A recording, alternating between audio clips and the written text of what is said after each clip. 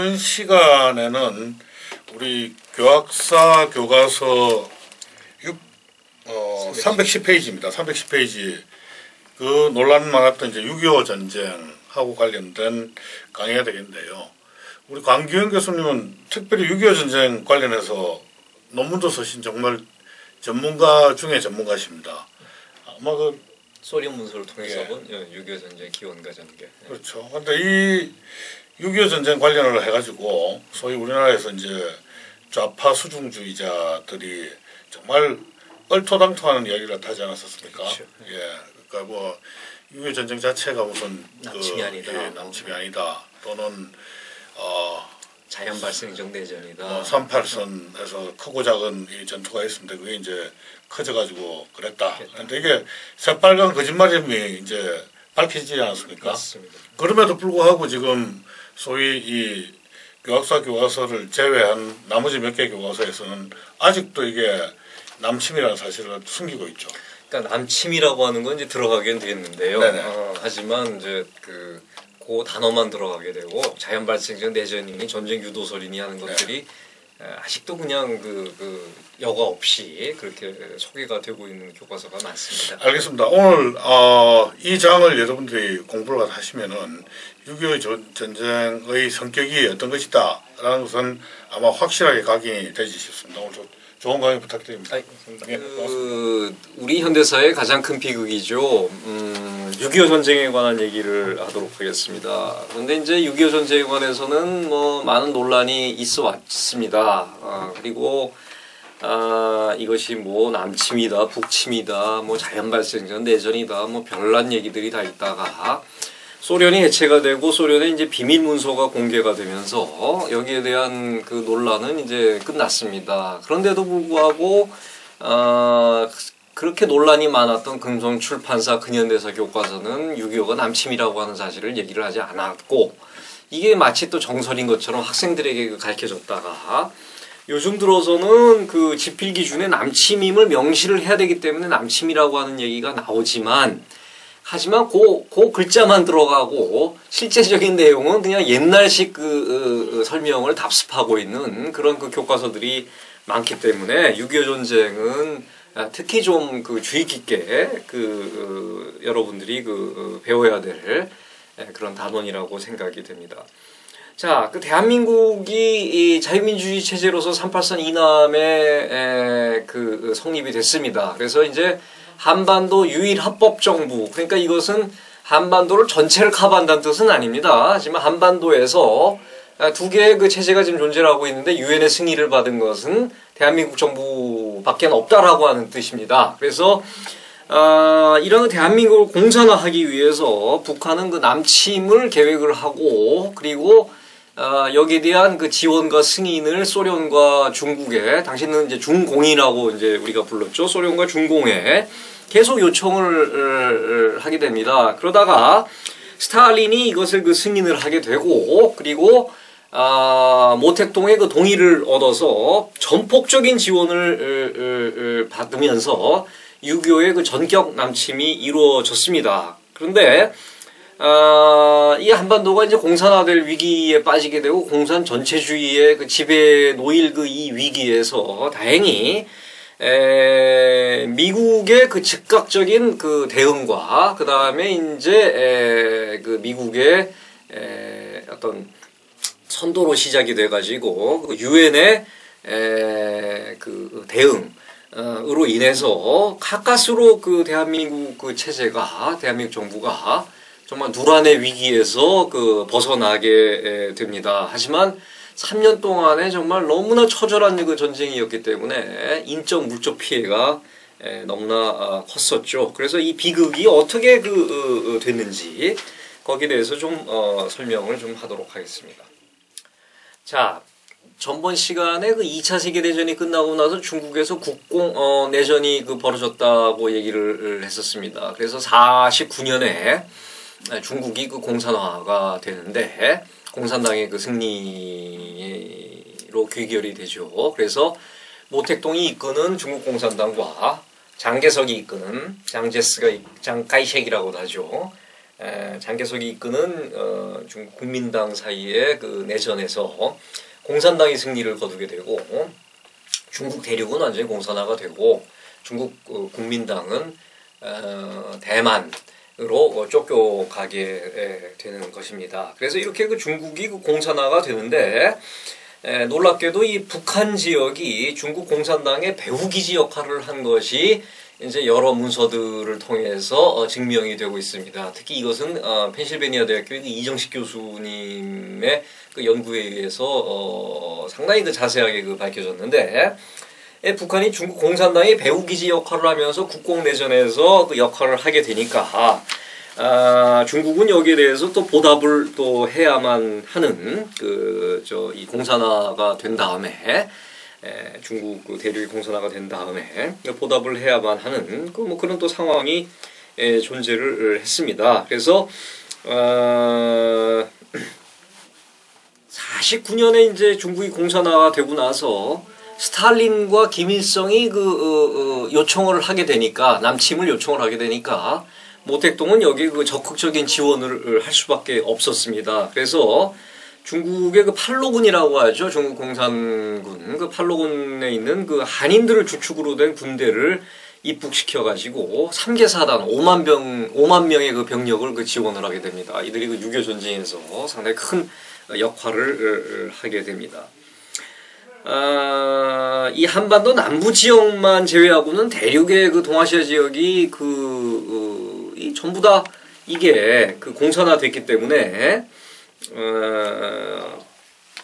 소련은 남한만 적화시키게 되면 이제 동아시아의 대륙은 이제 다 공산화가 되고 이제 일본만 남게 되는, 그래서 일본이 상당히 위태해지게 되는 그런 상황이 되게 되니까 이런 것을 바라고 6.25 남침을 승인을 하고 전폭적인 지원을 하게 됐지만, 이것은 김일성과 소련의 오판이었다라고 역사적으로 그런 결과가 나오게 된 것이죠. 그래서 그들은 짧은 시간 내에 남한 정부를 무너뜨리고 대한민국 정부를 무너뜨리고 한반도 전역을 통일할 수 있다고 보았지만 그렇게 되지는 못했습니다. 그래서 이렇게 김일성이 주도하고 스탈린이 승인하고 마오가 허락을 하고 지원을 한 그런 전쟁이 시작이 됐는데, 50년 6월 25일 날 전면적으로 남침이 됩니다. 남한을 침공하게 되는 겁니다. 남침이라고 하는 것은 북한이 남한을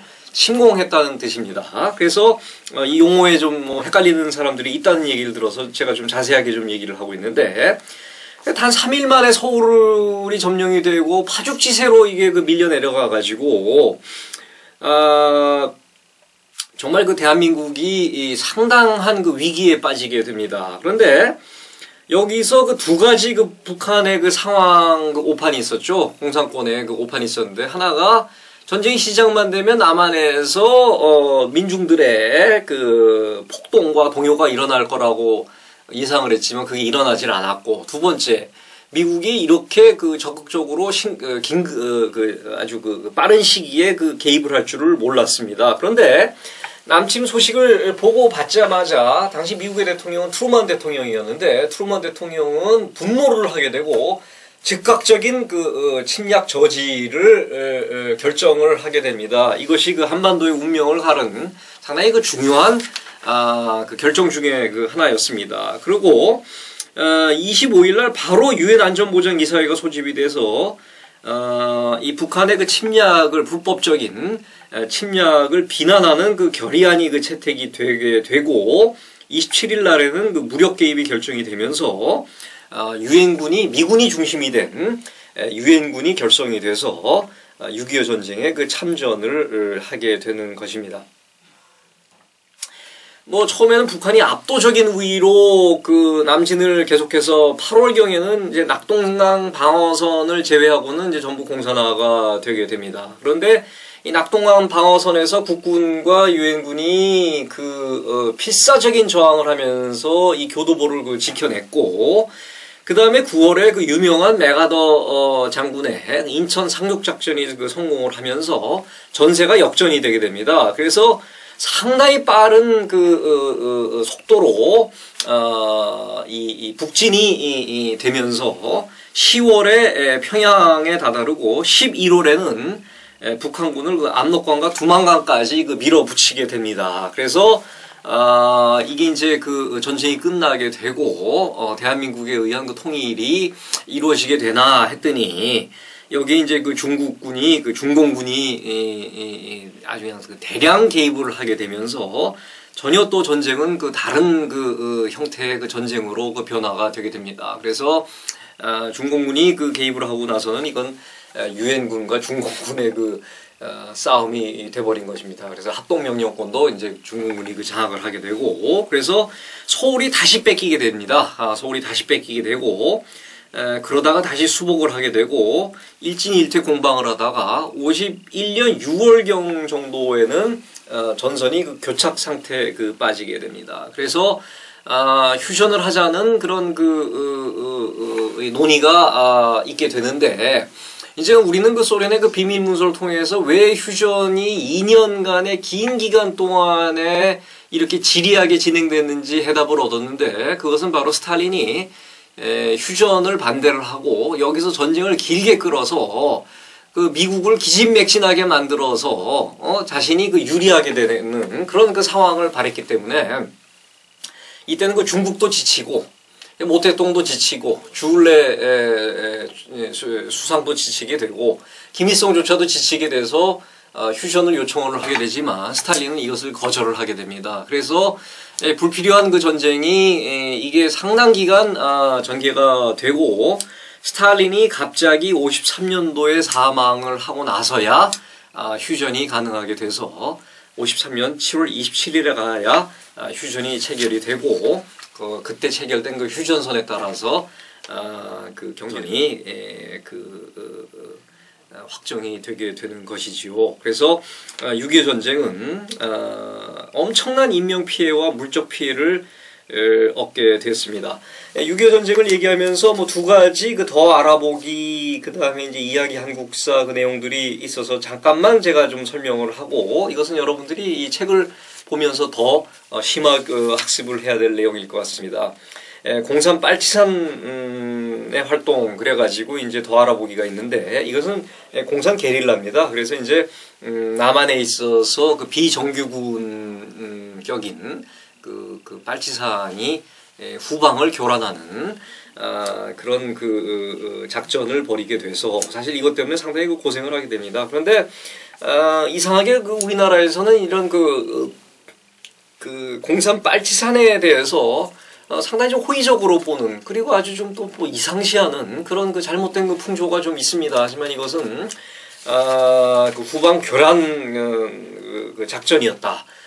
그렇게 얘기를 할 수가 있고, 참 아이러니컬하게도 이런 그 공산 빨치산의 지도자였던 박헌영과 이승엽이 미국의 그 간첩이라고 하는 죄명을 뒤집어 쓰고 그 숙청당하게 되고 처형당하게 되고, 빨치산은 그 상당히 그 오랜 기간 동안 유지가 되다가 결국은 그 토벌이 되게 됩니다. 그리고 313페이지에 보면은 바로 낙동강 방어선에서 정말 그 필사적인 그 저지를 하게 되는데, 이때 그 학도병 이우근의 그 얘기가 나오게 되죠. 그래서 포항 전투에서 그 서울 동성중학교 3학년이었던 이우근이라고 하는 학생이 어머니에게 보낸 그 편지가 나와 있습니다. 그래서 이 이야기는 여러분이 잘 아시는 그 포화 속으로라고 하는 제목으로 2010년에 그 영화화가 됐습니다. 이것도 여러분들이 한번 읽어보시기 바랍니다. 자, 6.25 전쟁 기간 동안에 많은 그 비극이 있었습니다. 정규군을 통한 그 인명 피해는 뭐 말할 것도 없고, 민간 학살이 너무 많이 일어났어요. 그래서 서울을 접수했던 북한군이 서울을 접수했던 6월 28일 날, 뭐 예를 들어서 그 서울대 병원에 입원 중인 국군과 민간인 환자 500여 명이 학살이 되고, 그 다음에 9월 한 달 동안만 14,000명이 학살된 것으로 그 집계가 되고 있고, 인천 상륙 작전으로 후퇴를 하게 되니까 대전 형무소에 있던 1,700여 명의 그 우익 인사와 가족들을 그 학살을 하게 됩니다. 뭐 남한 쪽에서도 물론 민간인에 대한 살상이 일어났죠. 그래서 뭐 국민 보도연맹 사건 같은 것을 통해서 학살이 되는 그런 그 비극이 벌어지기도 합니다. 6.25 전쟁 중에 그 중공군의 개입으로 그 전선이 다시 남쪽으로 가게 되니까 북한의 많은 주민들이 그 피난의 그 행렬에 그 참여를 하게 됩니다. 그래서 정말 이 수십만 명의 그 피난민이 북한에서 남쪽으로 이주를 하게 됩니다. 북쪽에서 그러니까 남쪽에서 북쪽으로 이주한 사람들도 물론 있지만 그 숫자에 있어서는 뭐 상대가 될 수가 없을 정도로 그 많은 이주민들이 남쪽으로 자유를 찾아 내려오게 됩니다. 뭐 흥남 철수 작전 같은 것이 뭐 대표적인 얘기죠. 그래서 전쟁은 그 많은 그 이산 가족을 낳기도 했다. 그렇게 그 얘기를 할 수가 있겠습니다. 자, 전쟁이 끝나고 나서 이승만 대통령과 남한 정부는 대한민국 정부는 야 정말 이게 전쟁이 또 일어나서는 안 되겠다. 북한이 언제 또 다시 내려올지 모르니까 우리가 안보를 좀 튼튼히 해야겠다. 그래서 미국을 압박해가지고 한미 상호 방위 조약을 체결하는 데 성공을 합니다. 54년 1월 그러니까 전쟁이 끝나자마자 그 다음 해죠. 양국의 국회에서 승인이 돼서 11월에 그 정식 발효가 됐는데 이런 그 한미 상호 방위 조약을 통해서 이제 안보의 어떤 그 보루를 확보를 하게 되고 그리고 미국의 원조를 통해서 그 전후 복구 작업을 하게 됩니다. 거의 그 폐화됐기 때문에 그리고 이제 그 대한민국이 당시 어떤 경제적인 그 여력이 없었기 때문에 그 미국의 원조를 통해서 그 복구 작업이 이루어지게 됩니다. 그래서 전후 경제 재건 자금의 90% 이상이 원조에서 나오게 되고 50년대 후반에 그 정부 재정을 보게 되면은 50%가 넘는 자금이 원조로 충당이 됩니다. 그러니까 이때는 이제 국가로서 이제 그 자립을 아직 하기에는 좀 미약한 수준이었고 원조에 의해서 이게 지탱이 되었다라는 것을 알 수가 있죠. 결국에는 뭐 우리가 자립을 이루어내게 됩니다. 그리고 이제 미국에서 도입되는 그 밀, 원면, 면화를 뜻하는 거죠. 그 다음에 이제 원당, 설탕을 얘기하는 겁니다. 이 세 가지를 가공하는 삼백산업이 이 시기에 그 주요한 산업이 되었습니다. 그래서 다시 얘기하겠습니다. 밀, 원면, 원당, 가공하는 그 삼백산업. 1950년 6.25 전쟁이 일어나기 전에 대한민국의 1인당 국민소득은 70달러로 세계 최빈국이었습니다. 그러다 전쟁 기간 중에는 뭐 더 안 좋아지게 되죠. 그러다가 전쟁 이전 상황으로 복구는 55년에 이르러서야 가능하게 되었습니다. 그러니까 55년에 이르러서야 겨우 50년 당시에 그 수준으로 갈 수가 있었습니다. 그리고 대한민국이 발전한 이유 중에 하나는 뭐 역시 그 교육과 교육 투자를 얘기할 수가 있는데 대한민국 정부가 수립이 되자마자 뭐 이승만 정부는 초등학교 의무 교육과 성인 교육을 실시를 해가지고 그 문맹률이 급격하게 줄어들었죠. 그래서 이 초등학교 의무 교육을 통한 문맹을 되출했다. 그다음에 중등교육과 고등교육을 받는 인구도 급속하게 증가를 해가지고 이러한 것들이 그 밑거름이 돼가지고 1960년대 이래 고도 성장의 어떤 기반을 마련을 했다. 이러한 그 교육이 그것도 우리가 잊어서는 안 될 것 같습니다. 아까 그 한미 상호 방위 조약을 말씀을 드렸는데 318페이지에 탐구 활동 자료 2에 한미 상호 방위 조약에 관한 자세한 내용이 나와 있습니다. 이것은 여러분들이 더 공부를 하면서 한번은 읽어볼 만한 그런 그 자료라고 생각이 됩니다. 자, 그 6.25 전쟁은 이제 우리가 6.25 전쟁으로 통일이 되어야 되는 게 이게 한때는 한국 전쟁이라고 하는 그 용어로 쓰였습니다. 근데 이것은 외국의 입장에서 바라봤을 때 이제 한국 전쟁이라고 하는 거고 이 전쟁은 6월 25일 날 북한의 불법적인 전격적인 남침으로 일어난 전쟁이라고 하는 의미에서 6.25 전쟁이라고 불러야 됩니다. 6.25 전쟁에 관해서는 제가 책을 하나 소개시켜드리고 싶습니다. 김용호 교수, 성신여대 김용호 교수님 등 여러분들이 새로운 자료와 새로운 연구를 총망라해가지고 쓰신 책인데 6.25 전쟁의 재인식이라고 하는 책이 나와 있습니다. 그래서 6.25 전쟁에 대해서 좀 더 깊이 알고 싶은 분들은 이 책을 읽으시면 좋을 것 같습니다. 그리고 또 하나, 제가 그 정규제 TV에서 그 한국 현대사 강좌를 했었는데 거기에 그 두 편이 그 6.25 전쟁에 관한 얘기입니다. 그래서 오늘 제가 한 얘기보다 훨씬 더 자세하게 6.25 전쟁의 기원과 전개에 대해서 강의를 한 것이 있습니다. 자막을 통해 가지고 주소를 띄워놓도록 하겠습니다. 유튜브에 올려져 있는 제 그 동영상 강좌를 보시면은 좀 더 6.25 전쟁에 대해서 깊은 이해를 하실 수 있을 것 같습니다. 자, 6.25 전쟁 간략하게나마 교학서 교과서에 있는 내용을 중심으로 살펴보았습니다. 네, 감사합니다.